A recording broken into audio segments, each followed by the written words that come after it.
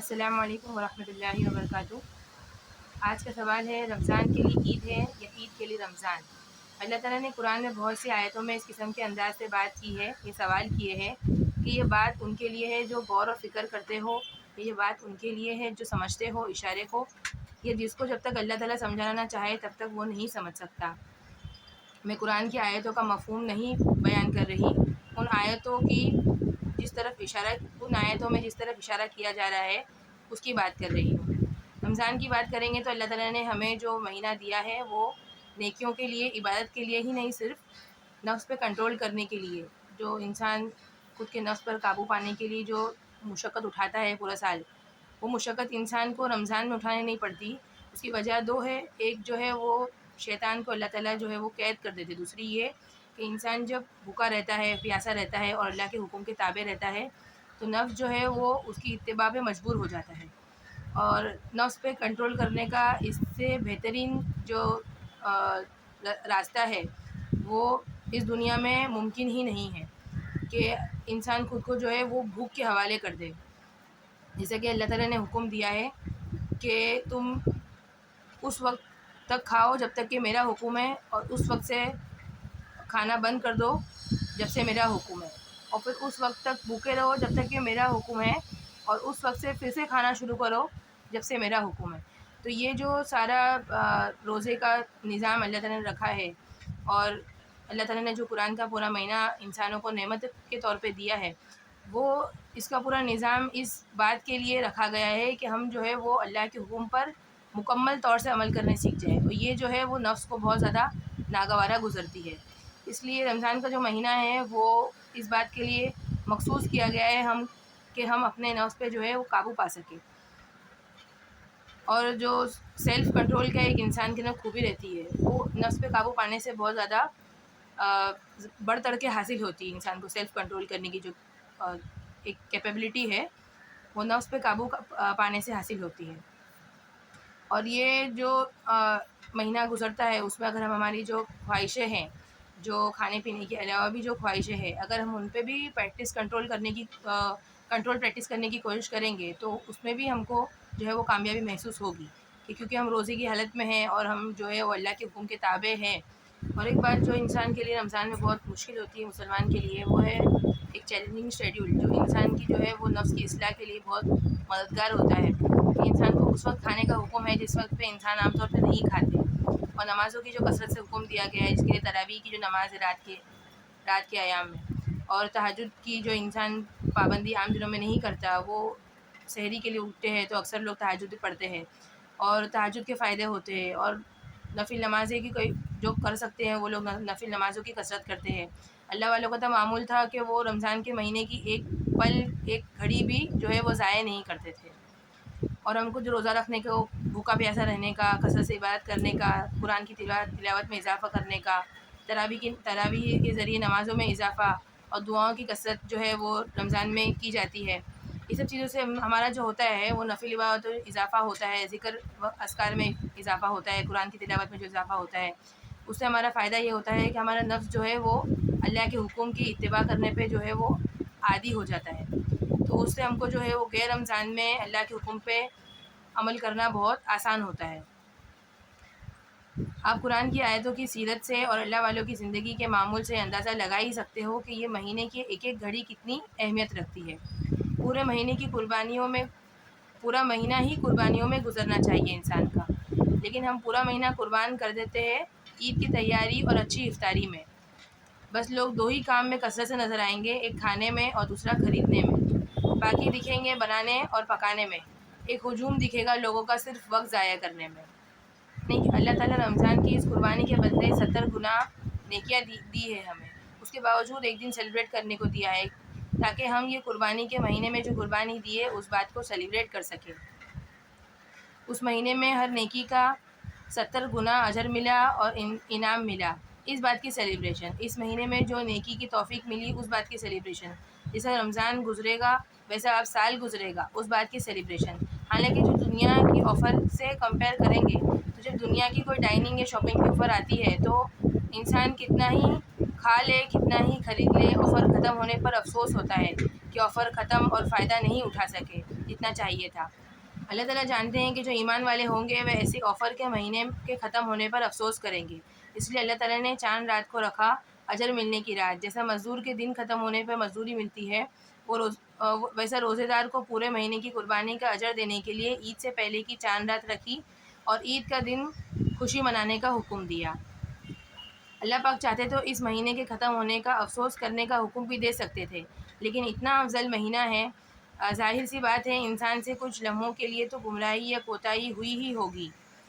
اور ایک لمحے کا بھی ضائع ہونا اس مہینے میں قابل ملامت ہے۔ لیکن اللہ کی رحمت کی بڑائی دیکھو کہ اللہ نے حکم اس کو سیلیبریٹ کرنے کا دیا ہے، کیونکہ اللہ تعالیٰ جانتے ہیں کہ جو ایسے مومن بندے ہیں جو سچے دل سے رمضان کی قدر کرتے ہو، وہ اس کے جانے پر افسوس کریں گے، اور اللہ کی محبت کو یہ گوارا نہیں کہ ہم پورا مہینہ مشقت کا گزارنے کے بعد بھی پریشان رہیں۔ اس لیے اللہ کی محبت کا فیصلہ ہے کہ چاند رات کو پورے مہینے کی ساری نیکیاں ہمارے حق میں ڈال کے عید کے دن روزے رکھنے سے منع اور سیلیبریشن کا حکم دیا، اور جن لوگوں کو پھر بھی نیکی کرنے کا، روزے رکھنے کا جذبہ اور قوت ہو، ان لوگوں کے لیے شوال جیسا مہینہ رکھ دیا جس کے صرف 6 روزے رکھ کے ایمان والا پورے سال روزے رکھنے کی فضیلت حاصل کر سکتا ہے۔ اور اسے بہتر کیا آفر ہو سکتی ہے کہ لے میرے بندے، تجھے اور نیکی کرنی ہے تو بس 6 اور روزے رکھ لے پورے مہینے میں کبھی بھی، اور پورا سال روزے رکھنے کا ثواب لے کے جا، جو کہ پریکٹیکلی پاسبل ہی نہیں ہے کہ انسان جو ہے وہ پورا سال روزے رکھے۔ انسان کی کبھی طبیعت خراب ہو سکتی ہے، کبھی انسان کی مجبوری ایسی آ سکتی ہے، کبھی کوئی مجبوری آ سکتی ہے اس کی وجہ سے انسان جو ہے وہ پورا سال روزے نہ رکھ سکے۔ یہ بہت ہی مشکل کام ہے جو اللہ والوں کو ہی نصیب ہوا ہے۔ یہ عام انسان کی بس کی بات نہیں کہ انسان جو ہے وہ پورا سال روزے رکھے، اور اللہ نے ہم کو صرف 6 دن کے جو ہے وہ روزے کی پہ اتنی بڑی فضیلت دے دی ہے، سہولت بھی دے دی ہے کہ ایک ایک کر کے رکھنا ہے رکھو، یا ایک ساتھ بس شوال کے مہینے میں ہو 6 روزے مکمل۔ اگر انسان نے پورے شوال کے مہینے میں کبھی بھی کسی بھی طریقے سے کر لیا اگر، تو اس کو جو ہے وہ پورے سال روزہ رکھنے کی جو ہے وہ فضیلت ملتی ہے۔ اس میں ایک شرط یہ ہے کہ وہ قضا روزے کی نیت نہ ہو، وہ صرف شوال کے روزے رکھنے کی نیت سے ہو،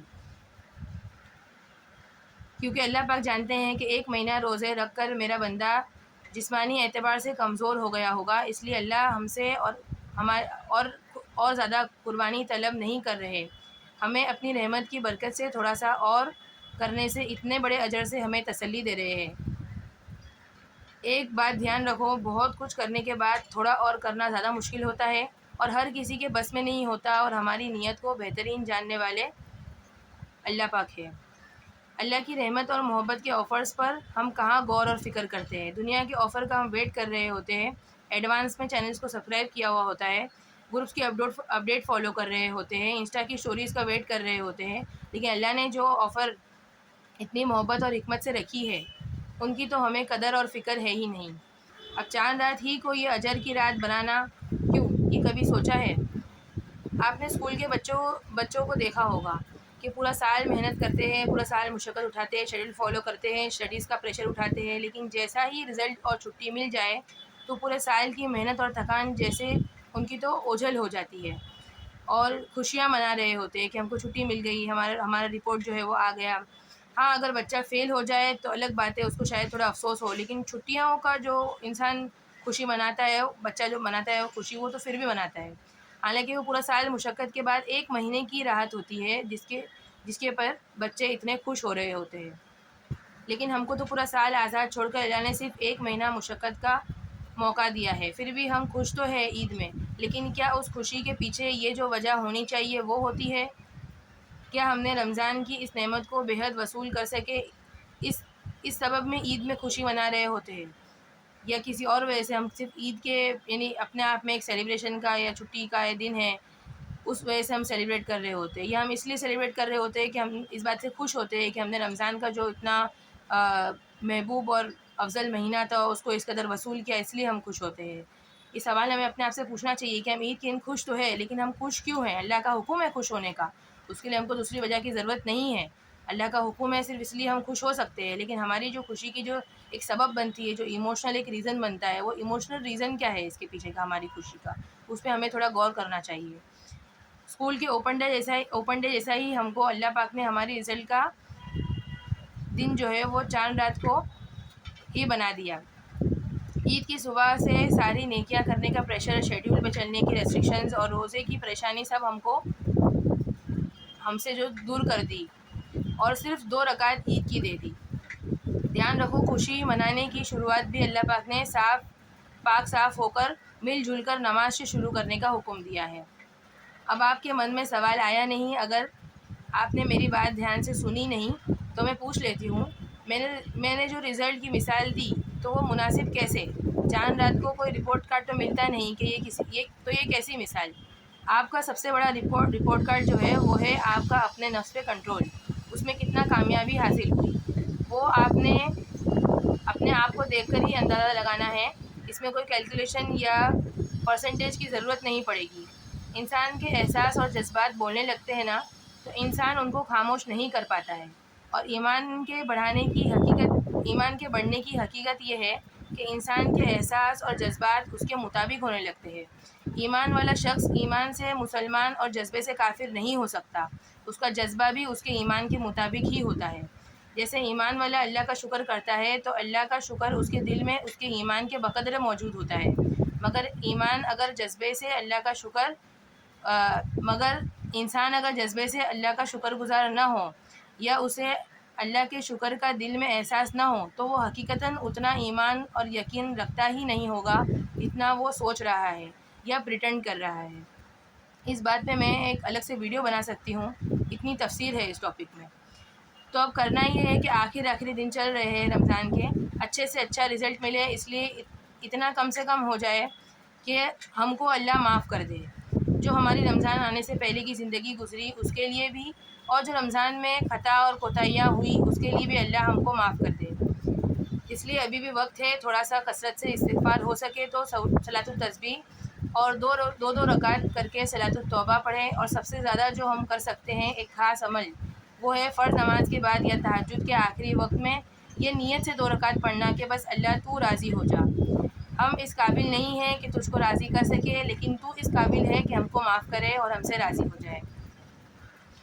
بس اللہ تو راضی ہو جا، یہ اس نیت سے جو ہے وہ 2 رکعت پڑھے۔ اگر اس وقت میں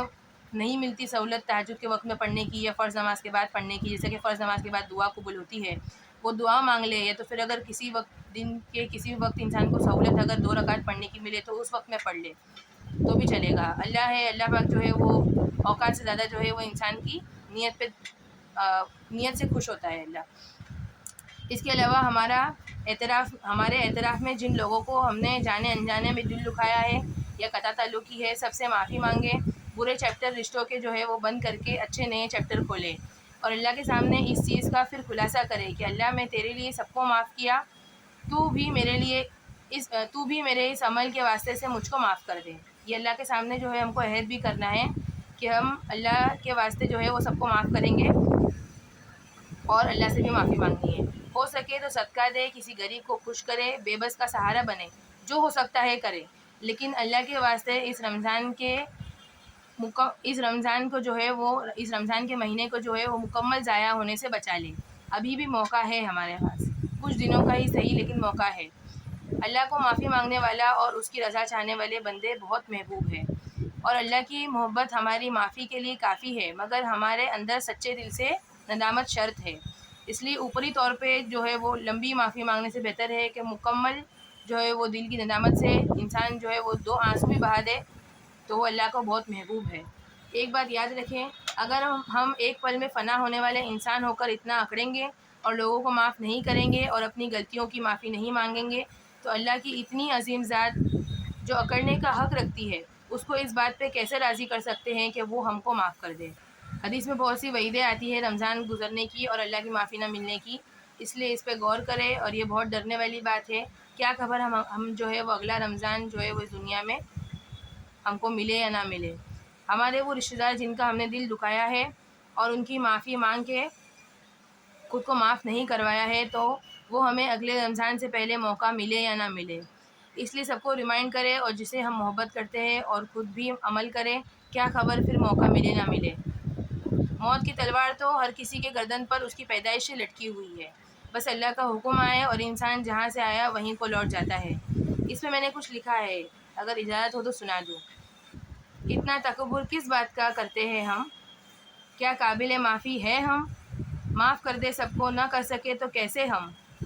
جو ہم کو ہمارے رب سے قریب نہ کر سکے وہ کیسا غم؟ کافی ہے یا ایک اور سناؤں؟ چلو سنا دیتی ہوں۔ تجھ کو راضی نہ کر پائی تو پھر مجھ میں کمال کیسا؟ تو مجھ سے پھر بھی راضی ہے تیرا کمال ایسا۔